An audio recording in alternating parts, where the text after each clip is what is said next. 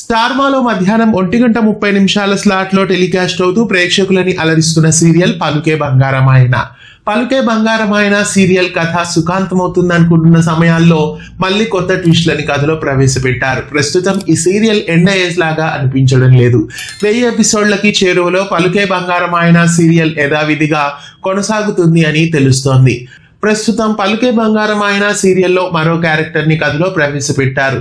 నందకిషోర్ ఈ సీరియల్లో ఎంట్రీ ఇచ్చారు. గంగాధరం అనే క్యారెక్టర్ లో నందకిషోర్ పలుకే బంగారమాయన సీరియల్లో ఎంట్రీ ఇచ్చారు. అయితే ఇతను ఎవరు, ఇంతకీ కథలో ఎందుకు ఎంట్రీ ఇచ్చారు అనే విషయానికి వస్తే, గతంలో బాబీ తండ్రి స్వర భర్త అభి చనిపోయినట్లు కథలో ట్విస్ట్ ఇచ్చారు. ఝాన్సీ అభిని కాల్ చేసి తోసేసినట్లు చూపించారు. ఆ తర్వాత అభి చనిపోయాడు అని చెప్పారు, కానీ కథలో అయితే చూపించలేదు. ఎక్కువ శాతం అభిని మళ్ళీ కథలో తీసుకొస్తున్నారేమో అనిపిస్తోంది. నందకిషోర్, శీలా సింగ్ ఇప్పటి వరకు ఉప్పెన, నువ్వుంటే నా జతగా ఇలా పలు సీరియల్స్ లో జోడీగా నటించారు. మళ్ళీ ఇప్పుడు నందకిషోర్ ని కథలో ప్రవేశపెట్టారంటే పలుకే బంగారమైన సీరియల్లో వీళ్ళిద్దరూ పేరుగా మళ్ళీ రాబోతున్నారేమో అని అనిపిస్తోంది. ఎక్కువ శాతం బాబీ తండ్రి అభి బ్రతికే ఉన్నాడు అని అనిపిస్తోంది. మరి బాబీ తండ్రి గతం మర్చిపోయాడా లేదా అందరికీ దూరంగానే ఉన్నాడా? ఇంతకీ కథలో ఎలాంటి ట్విస్టులు ఉండబోతున్నాయి?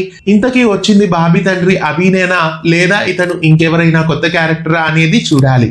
పలుకే బంగారమాయన సీరియల్లో నందకిషోర్ ఎంట్రీ ఇవ్వడం మీకు ఎలా అనిపిస్తోంది? కొత్తగా ఎంట్రీ ఇచ్చిన నందకిషోర్ ఎవరనుకుంటున్నారు? మీకేమనిపిస్తోంది? కామెంట్ చేయండి. ఇలాంటి మరెన్నో వీడియోస్ కోసం తెలుగు ఫ్లేమ్ యూట్యూబ్ ఛానల్ ని సబ్స్క్రైబ్ చేయండి. పక్కనే ఉన్న బెల్ ఐకాన్ ని యాక్టివేట్ చేయండి.